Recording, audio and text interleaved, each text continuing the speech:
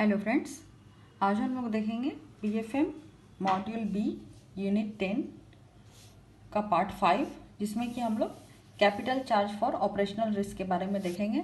तो friends, operational risk जो है, operational risk is losses resulting from inadequate or failed internal process, people and system or external events. यानी कि कोई भी इनएडिक्वेट इंटरनल प्रोसेस अगर कोई फेल हो जाता है, या लोगों के जो हमारे स्टाफ है उनसे कुछ गलती हो जाती है, या सिस्टम फेलवर हो जाता है, या फिर किसी एक्सटर्नल इवेंट्स की वजह से कोई जो है लॉस अराइज होता है, तो उसको हम लोग ऑपरेशनल रिस्क कहते हैं। तो बेसल में ऑपरेशनल रिस्क के लिए कैपिटल चार्ज कंप्यूट करने के 3 ऑप्शन दिए गए हैं। ये 3 ऑप्शन है आपके। पहला है बेसिक इंडिकेटर अप्रोच, दूसरा है स्टैंडर्डाइज्ड अप्रोच और तीसरा है एडवांस्ड मेजरमेंट अप्रोच। तो यहाँ पे देखिए फ्रेंड्स, टेबल में ये तीनों जो मेथड हैं वो बताए गए हैं। पहला है आपका बेसिक इंडिकेटर अप्रोच। इसमें हम लोग कैपिटल चार्ज कैलकुलेट करने के लिए सबसे पहले क्या करते हैं कि यहाँ पे 15% of average gross income over 3 years हम लोग लेते हैं।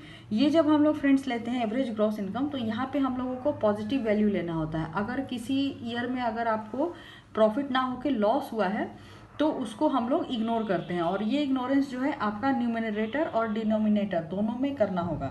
जैसे अगर मान लीजिए 3 साल का आपने डेटा लिया, 3 साल का एवरेज निकालने के लिए आपने ग्रॉस इनकम को ऐड करके 3 से डिवाइड किया, तो अगर उस 3 साल में किसी एक साल में अगर लॉस हुआ हो तो हम लोग 4 साल का डेटा लेंगे, यानी कि हम लोग 3 साल का जो उसका प्रॉफिट है वो प्रॉफिट लेंगे, और जिस ईयर में उसको लॉस हुआ है उसको हम लोग इग्नोर करेंगे और उसको हम लोग डिवाइडेड बाई 4 करेंगे। तो इस तरीके से हम लोग उसका 15% of average gross income over 3 years निकालते हैं। इसके लिए फ्रेंड यहाँ पे देखिए दिया हुआ है कि जब हम लोग कैपिटल चार्ज कैलकुलेट करेंगे तो ग्रॉस इनकम हम लोग कैसे कैलकुलेट करेंगे, ये यहाँ पे दिया हुआ है। यहाँ पे देखिए ये भी दिया हुआ है कि पॉजिटिव हमें लेना है over previous 3 years divided by number of the previous year for which gross income is positive. अभी यहाँ पे gross income equals net profit है। नेट प्रॉफिट में हम लोग प्रोविजन और कंटीजेंसी को ऐड करेंगे, ऑपरेटिंग एक्सपेंसेस अगर कुछ है तो उसको भी ऐड करेंगे, और इसमें से हम लोग कोई अगर रिवर्सल हुआ है किसी भी प्रोविजन या राइट ऑफ की वजह से प्रीवियस ईयर में तो उसको माइनस करेंगे। कोई भी मूवेबल या इमूवेबल प्रॉपर्टी को अगर डिस्पोज किया गया है और उससे कोई इनकम रिकॉग्नाइज हुई है तो उसको हम लोग माइनस करेंगे। प्रॉफिट और losses from sale of securities under HTM category, अगर HTM कैटेगरी में कोई सिक्योरिटीज है और उसको सेल करने से कोई प्रॉफिट या लॉस हुआ है तो उसको माइनस करेंगे। Income from legal settlement in favour of the bank, उसको हम लोग माइनस करेंगे। एक्स्ट्रा ऑर्डिनरी और irregular items of income and expenditure, कोई अगर एक्स्ट्रा ऑर्डिनरी या इरेगुलर आइटम है इनकम एक्सपेंडिचर में तो उसको माइनस करेंगे। Income derived from writing insurance policies and insurance claim in favour of the bank, तो इन सारी चीज़ों को माइनस करेंगे। प्रोविजन, कंटीजेंसी और ऑपरेटिंग एक्सपेंसेस को हम लोग नेट प्रॉफिट में ऐड करेंगे। अभी नेक्स्ट जो है फ्रेंड्स वो है स्टैंडर्डाइज्ड अप्रोच। स्टैंडर्डाइज्ड अप्रोच में हम लोग average gross income segregated into 8 business lines, जो एवरेज ग्रॉस इनकम है उसको 8 बिजनेस लाइन में सेग्रीगेट किया गया है। तो यहाँ पे फ्रेंड्स मैं ये एक जगह लिखा हुआ था तो मैंने इसको अलग अलग करके लिख लिया है। तो ये आपका रिटेल बैंकिंग, रिटेल ब्रोकरेज और एसेट मैनेजमेंट, इसके ऊपर 12% का चार्ज होगा, और कमर्शियल बैंकिंग, एजेंसी सर्विसेज के ऊपर 15%, कॉर्पोरेट फिनेंस और ट्रेडिंग एंड सेल्स और पेमेंट एंड सेटलमेंट के ऊपर 18%। तो ये हमारा टोटल 8 बिजनेस लाइन्स है।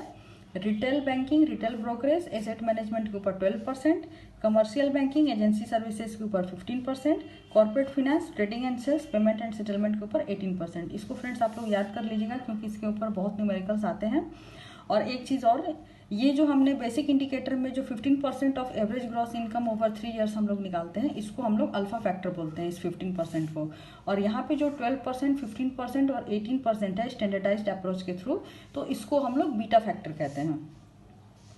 तो यहाँ पे देखिए दे रहा है कि total capital charge is the sum of capital charges across business line. तो इन जो 8 बिजनेस लाइन्स हैं इनके जो भी कैपिटल चार्ज आएंगे उन सबको सम करने के बाद जो हमारा कैपिटल चार्ज होगा वो हमारा एक्चुअल कैपिटल चार्ज होगा।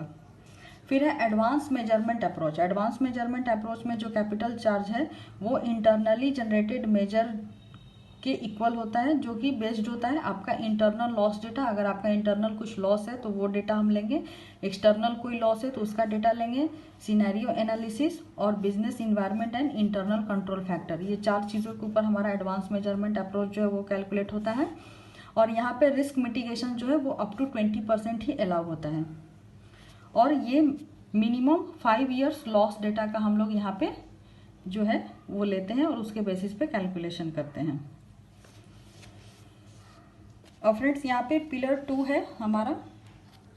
पिलर 2 का हमारा था सुपरवाइजरी रिव्यू प्रोसेस, जिसमें कि 4 प्रिंसिपल्स हैं फ्रेंड्स। तो पहला प्रिंसिपल जो है वो कहता है कि overall capital adequacy in relation to their risk profile and a strategy to maintain their capital level, the key elements of this rigorous process are. तो प्रिंसिपल 1 में क्या है कि बैंकों को उनका जो कैपिटल एडिक्वेसी है उनके रिस्क प्रोफाइल के कंपैरिजन में उसको उनको एसेस करना है और स्ट्रेटजी बनानी है कि वो उनका जो मिनिमम कैपिटल लेवल है उसको वो मेंटेन कर सकें। तो इसके जो की एलिमेंट्स है वो है board and senior management attention, sound capital assessment. मतलब बोर्ड और सीनियर मैनेजमेंट जो है वो हमेशा अटेंशन रखेंगे उनका जो कैपिटल एडिक्वेसी है उनके रिस्क प्रोफाइल से मैच कर रहा है या नहीं कर रहा है, और उनका जो कैपिटल असेसमेंट है वो अच्छा होना चाहिए। नेक्स्ट है कॉम्प्रिहेंसिव असेसमेंट ऑफ रिस्क। उनका जो असेसमेंट का रिस्क है वो कॉम्प्रिहेंसिव होना चाहिए, मॉनिटरिंग एंड रिपोर्टिंग टाइमली होना चाहिए, और इंटरनल कंट्रोल रिव्यू हमेशा जो है कंट्रोल रिव्यू होना चाहिए। अगर कोई उसमें प्रॉब्लम है तो उसको ठीक करने के लिए उनको स्टेप्स लेने चाहिए। प्रिंसिपल 2 जो है वो कहता है कि supervisors should review and evaluate banks internal capital adequacy assessment and strategy. जो सुपरवाइजर है, जो अब जैसे इंडिया में आरबीआई जो है वो हमारा सुपरवाइजर है, सेंट्रल बैंक, तो उनको हमेशा ही बैंक की जो इंटरनल कैपिटल एडिक्वेसी असेसमेंट है और स्ट्रेटजी है उसको रिव्यू करना चाहिए और इवेलुएट करना चाहिए। इसके प्रोसेस में क्या क्या चीज़ें हैं, ऑन साइट एग्जामिनेशन और इंस्पेक्शन के थ्रू कर सकती है, ऑफ साइट रिव्यू के थ्रू कर सकती है, डिस्कशन विथ बैंक मैनेजमेंट्स के थ्रू कर सकती है, review of work done by external auditors के थ्रू कर सकती है, और पीरियोडिक रिपोर्टिंग जो होती है बैंकों की उसके थ्रू भी कर सकती है। उसके बाद प्रिंसिपल 3 जो है, supervisor should expect bank to operate above minimum regulatory capital ratio and should have the ability to require bank to hold capital in excess of the medium। Principle 3 भी जो है फ्रेंड्स वो भी सुपरवाइजर को ही देखना होता है। सुपरवाइजर को ये एक्सपेक्ट करना है बैंकों से कि वो हमेशा जो है मिनिमम रेगुलेटरी कैपिटल रेशियो जो है उसके ऊपर ही वो ऑपरेट करें, उसके नीचे वो ना जाएं, और हमेशा ही जो है उनकी एबिलिटी बनी रहे कैपिटल को होल्ड करने के लिए, जो कि उनके मिनिमम रेगुलेटरी कैपिटल रेशियो से अधिक हो। नेक्स्ट है प्रिंसिपल 4। प्रिंसिपल 4 भी फ्रेंड्स सुपरवाइजर को करना है। फ्रेंड्स इसमें एक चीज़ ध्यान रखिएगा, जो प्रिंसिपल 1 है वो बैंक के इंटरनल मैप जो मैनेजमेंट होती है, बोर्ड होती है, उसको करना होता है, और प्रिंसिपल 2, 3 और 4 जो है वो सुपरवाइजर को करना होता है। तो 4 में बोल रहा है कि supervisor should seek to intervene at an early stage to prevent capital from falling below the minimum levels. Supervisor को अगर ये लगता है कि बैंक जो है वो उसकी कैपिटल जो है उसमें कुछ प्रॉब्लम आ रही है या वो मिनिमम रेगुलेटरी कैपिटल रेशियो के नीचे जा रही है, तो उसके जाने के पहले ही उसको इंटरवेन करना है अर्ली स्टेज में, और उसको नीचे गिरने से, मिनिमम लेवल जो है उससे नीचे गिरने से उसको बचाना है, और उसके लिए जो भी रिक्वायर्ड जो प्रोसेस है या रिक्वायर्ड स्टेप्स हैं वो लेना है। तो फ्रेंड्स ये सुपरवाइजरी रिव्यू प्रोसेस था, वो यहीं ख़त्म होता है। नेक्स्ट जो है हमारा वो है पिलर 3 यानी मार्केट डिसिप्लिन। तो फ्रेंड्स पिलर 3 मार्केट डिसिप्लिन जो है वो मैं आपको कॉपी से बताऊंगी। यहाँ पे देखिए फ्रेंड्स मैंने कुछ पॉइंट्स नोट डाउन कर रखे हैं। पिलर 3 जो है वो कॉम्प्लीमेंट है पिलर 1 और पिलर 2 का। It enables market participants to access key information about risk profile of the bank and adequacy of capital to take informed decision। ये मार्केट पार्टिसिपेंट्स को जो है की इन्फॉर्मेशन प्रोवाइड करती है किसी भी बैंक का रिस्क प्रोफाइल कैसा है और उनके पास कितनी कैपिटल है, सही कैपिटल है कि नहीं है, जो कि उनको कोई भी डिसीजन लेने के लिए इन्फॉर्म करती है, उनको इनेबल करती है मार्केट पार्टिसिपेंट्स को। तो ये मार्केट डिसिप्लिन में का ही ये पार्ट है। नेक्स्ट है banks to make disclosures based on accounting standards. बैंकों को अपना डिस्क्लोजर देना होता है अकाउंटिंग स्टैंडर्ड्स जो है उसके बेसिस पे। नेक्स्ट है disclosures are to be made on half yearly basis. जो भी डिस्क्लोजर्स बैंक करेगी वो उनको हाफ ईयरली बेसिस पे करना होता है। Disclosures on capital adequacy, credit risk, general disclosures and disclosures for portfolio are to be made on quarterly basis. तो कैपिटल एडिक्वेसी और क्रेडिट रिस्क, जनरल डिस्क्लोजर और डिस्क्लोजर फॉर पोर्टफोलियो जो होगा वो बैंकों को क्वार्टरली बेसिस में करना होता है। नेक्स्ट है disclosure to be included in banks published financial result at the minimum on website. तो बैंकों को जो डिस्क्लोजर्स है वो पब्लिश करना होता है उनका फिनेंशियल रिजल्ट। इसलिए फ्रेंड्स हम लोग देखते हैं हमारा Q1, Q2, Q3, Q4 result जो है वो पब्लिश होता है और उनके वेबसाइट पे उसको मेंटेन करना होता है। तो फ्रेंड्स यहाँ पे हमारा पिलर 3 जो है मार्केट डिसिप्लिन भी खत्म होता है। इसमें एक टॉपिक और हमारा रह जाता है CRAR का कैलकुलेशन। तो उसके यहाँ पे फ्रेंड्स जो है कंपोजिशन ऑफ रेगुलेटरी कैपिटल के लिए common equity tier 1 capital ratio जो है वो हम लोग निकालते हैं। इसको निकालने के लिए हम लोग इसको कॉमन इक्विटी टियर 1 कैपिटल को डिवाइड करेंगे। जो क्रेडिट का रिस्क वेटेड एसेट होगा, मार्केट रिस्क का रिस्क वेटेड एसेट और ऑपरेशनल का रिस्क वेटेड एसेट, ये तीनों को ऐड करके हम लोग CET में डिवाइड करेंगे।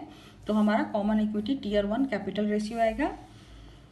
एलिजिबल टियर 1 कैपिटल रेशियो में भी एलिजिबल टियर 1 कैपिटल को हम लोग क्रेडिट RWA, मार्केट RWA और ऑपरेशनल RWA से डिवाइड करेंगे। और टोटल कैपिटल रेशियो के लिए हम लोग एलिजिबल टोटल कैपिटल को क्रेडिट RWA, मार्केट RWA और ऑपरेशनल RWA से डिवाइड करेंगे।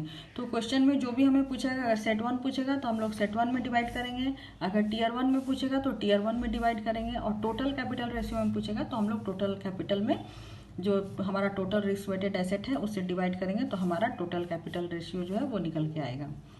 अब यहाँ पे फ्रेंड्स कुछ जो है रेशियो डिराइव किए गए हैं जो कि बैंकों को मेंटेन करना होता है। तो यहाँ पे मैंने एक टेबल बना लिया है। ये टाइप ऑफ कैपिटल है और ये इंडिया का परसेंटेज है जो as per RBI Indian banks को मेंटेन करना होता है, और ये BCBS का प्रिस्क्राइब्ड परसेंटेज है। तो इंडिया में फ्रेंड्स हम लोगों को हर चीज़ में 1% जो है वो एक्स्ट्रा मेंटेन करना होता है। तो यहाँ पे देखिए जो मिनिमम CET1 रेशियो है वो 5.5 होना चाहिए और BCBS में 4.5। 81 इसको हम लोग जो है 1.5 लेंगे फ्रेंड्स। BCBS में भी ये 1.5 होगा। और इन दोनों को मिला के सेट 1 और 81 को मिला के हमारा टियर 1 होता है। टियर 1 कैपिटल देखिए 5.5 प्लस 1.5 7%, और BCBS का 4.5 प्लस 1.5 6%, ये 7%, ये 6%, 1% ये एक्स्ट्रा है। उसके बाद टियर 2 कैपिटल जो है हम लोग 2% मेंटेन करना है। BCBS में भी ये 2% है। और टोटल कैपिटल रेशियो जो है ये हमारा 7 + 2 9 होगा, और ये 6 + 2 8 होगा। और फ्रेंड्स यहाँ पे एक चीज़ और है, जो 81 में है ये हम लोग 1.5% तक ही ले सकते हैं। 1.5% से एक्सेस होने से इसको हम लोग टियर 2 में ऐड करते हैं। अभी नेक्स्ट जो है capital conservation buffer. Capital conservation buffer जो है 2.5 प्रिस्क्राइब्ड है। ये कंप्राइज्ड ऑफ कॉमन इक्विटी का जो है पोर्शन होता है, तो ये भी 2.5 और BCBS में भी 2.5। और minimum set 1 ratio plus CCB जो है वो हमारा 8% होगा, यानी कि 5.5 प्लस 2.5 8%, 4.5 प्लस 2.5 7%। और इसके ऊपर minimum total capital ratio plus CCB हो जाएगा हमारा। मिनिमम टोटल कैपिटल जो है वो हमारा ये 9% है। 9% प्लस 2.5% 11.5%, 8% प्लस 2.5% 10.5%। अभी नेक्स्ट जो टॉपिक है फ्रेंड्स वो हम लोग देखेंगे कि हमारा जो टियर 1 टियर 2 कैपिटल में कौन कौन से कंपोनेंट्स हम लोग लेते हैं। तो पहला हम लोग देखेंगे कंपोजिशन ऑफ CET1। इसको हम लोग गोइंग कंसर्न कैपिटल भी कहते हैं। पहले इसको हम लोग कोर कैपिटल कहते थे, लेकिन अभी इसको गोइंग कंसर्न कैपिटल कहा जाता है। तो इसमें सबसे पहले हम लोग लेंगे कॉमन शेयर्स, इसको पेड अप इक्विटी कैपिटल भी कहते हैं। Stock surplus, share premium, statutory reserves, capital reserve, surplus on sale of assets, other disclosed free reserves, balance in profit and loss account at end of previous year, profit in current year of a completed quarter, revaluation reserves at the rate 55% discount. 55% discount का मतलब है friends कि हमें revaluation reserves जो है वो 45% value ही लेना है, वहाँ पे 55% डिस्काउंट रहेगा। और जो फॉरेक्स ट्रांसलेशन रिजर्व्स होते हैं वहाँ पे 25% डिस्काउंट, यानी कि उसका हमें 75% वैल्यू जो है वो लेना होगा। और इसमें से कोई अगर रेगुलेटरी एडजस्टमेंट होगा और कोई डिडक्शन होगा तो उसको हम लोग माइनस करेंगे।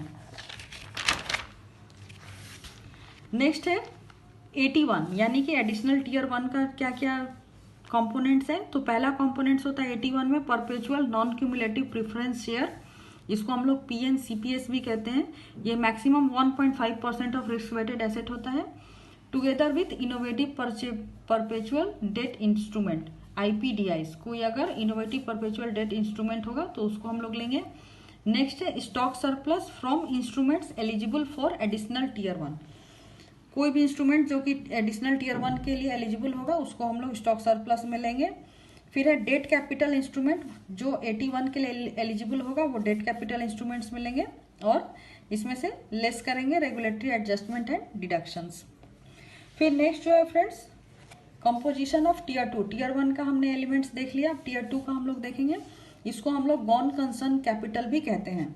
इसमें general provisions and loan loss reserves, standard loan provisions, floating provisions, country exposure provision, investment reserve account, axis provision on sale of NPAs, counter cyclical provision buffer, ये इतनी चीजें जो है वो general provisions loan loss reserves में आएंगी friends.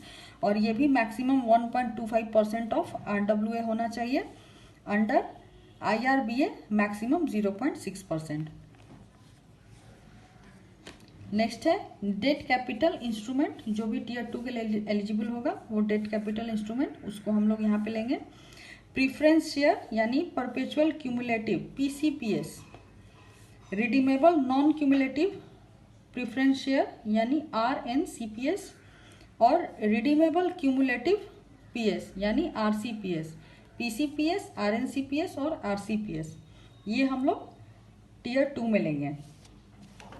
Next है stock surplus for tier 2 capital, जो भी एलिजिबल होगा स्टॉक सरप्लस में टीयर 2 कैपिटल के लिए उसको यहाँ पे लेंगे और इसमें से हम लोग लेस करेंगे रेगुलेटरी एडजस्टमेंट एंड डिडक्शंस। अभी नेक्स्ट जो है फ्रेंड्स इसमें हम लोग देखेंगे capital conservation buffer. Capital conservation buffer क्या है? कैपिटल कंजर्वेशन बफर है कि bank should build up capital buffer during normal times which can be drawn used as losses are incurred in stressed times. मतलब ऐसा कैपिटल बफर बैंकों को रखना होता है जो कि बैंक तब ये ड्रॉ कर सकती है जबकि उसको स्ट्रेस टाइम में या कुछ बुरे वक्त में अगर कुछ उसको लॉस होता है तो कैपिटल कंजर्वेशन बफर में रखी हुई कैपिटल को बैंक जो है वो यूटिलाइज कर सकती है। Drawdown is allowed only in case of systemic or idiosyncratic stress. In case of drawdown, bank to have definite plan to replenish the buffer to the desired level. Bank के पास एक definite plan भी होनी चाहिए ताकि जो उसने buffer capital जो है उसको यूटिलाइज किया है उसको फिर से वो जो है उसको डिजायर्ड लेवल तक रिप्लेनिश कर सके।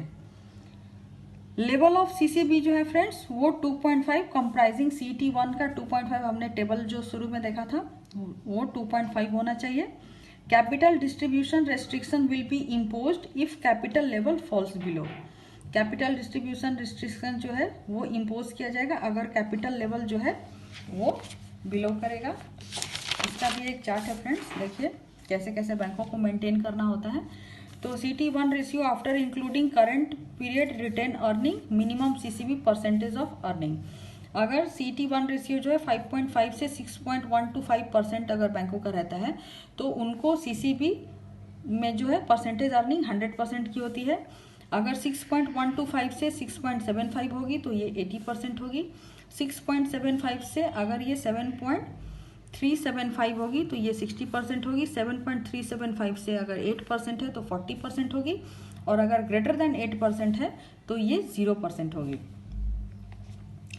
तो फ्रेंड्स इसको याद रखने का एक बड़ा ही अच्छा है, आप 6.125 में से 5.5 को माइनस करिए जो डिफरेंस आपका आएगा वही आपका जो है सारे में डिफरेंस है। आप सिर्फ उसको याद रखेंगे तो आप ये टेबल को जो है वो बहुत ही अच्छे तरीके से बना सकते हैं।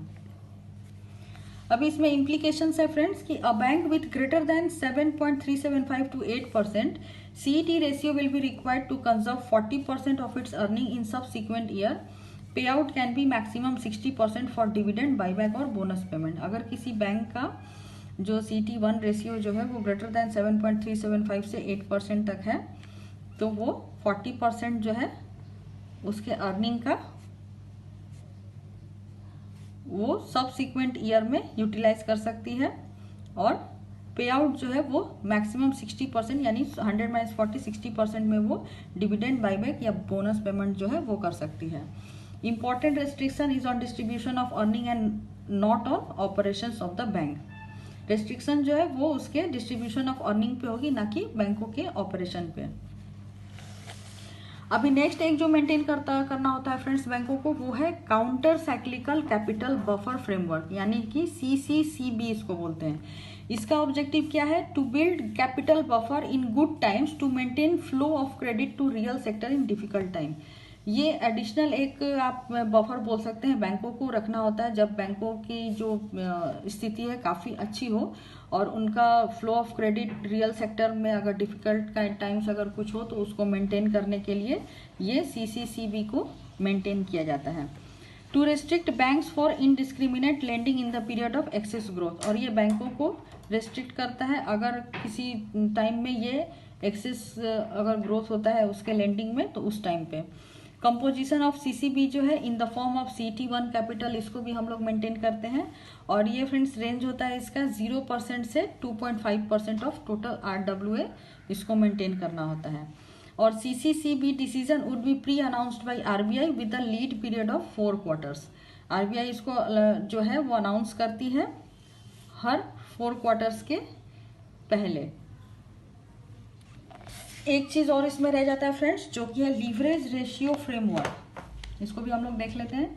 लीवरेज रेशियो फ्रेमवर्क का ऑब्जेक्टिव है कि prevent the buildup of leverage in banking system to avoid destabilising deleveraging process. दूसरा है reinforce risk based requirement with a non risk based measure. Leverage ratio calculation हम लोग कैसे करेंगे? It is calculated as under, जो भी हमारा capital major है उसको हम लोग एक्सपोजर मेजर से डिवाइड करेंगे और इसको 100 से मल्टीप्लाई करेंगे। ये मिनिमम टियर 1 लीवरेज रेशियो जो है वो 3.5% होना चाहिए। फॉर SIB ये 4% है। SIB का फुल फॉर्म है फ्रेंड्स सिस्टमेटिकली इंपॉर्टेंट बैंक्स। अभी इंडिया में जो सिस्टमेटिकली इंपॉर्टेंट बैंक्स है वो SBI है, HDFC है और ICICI है। तो इन लोगों को जो लीवरेज रेशियो है वो थोड़ा ज़्यादा मेंटेन करना होता है। नॉर्मल जो है 3.5% है, इनको 4% करना होता है। तो फ्रेंड्स इसी के साथ हमारा CRAR कैलकुलेशन भी यहीं पे ख़त्म हो जाता है। इसका कुछ न्यूमेरिकल्स हम लोग करेंगे। तो उसके पहले फ्रेंड्स हमारा एक और टॉपिक इसमें रह जाता है जो कि है capital charge on market risk. तो वो हम लोग अपने वीडियो के नेक्स्ट जो है पार्ट उसमें देखेंगे। तो अगर आपको हमारा चैनल अच्छा लग रहा है तो आप हमारे चैनल को लाइक करिए, शेयर करिए, सब्सक्राइब करिए और नेक्स्ट पार्ट के लिए video keep watching our channel and thank you for watching this video.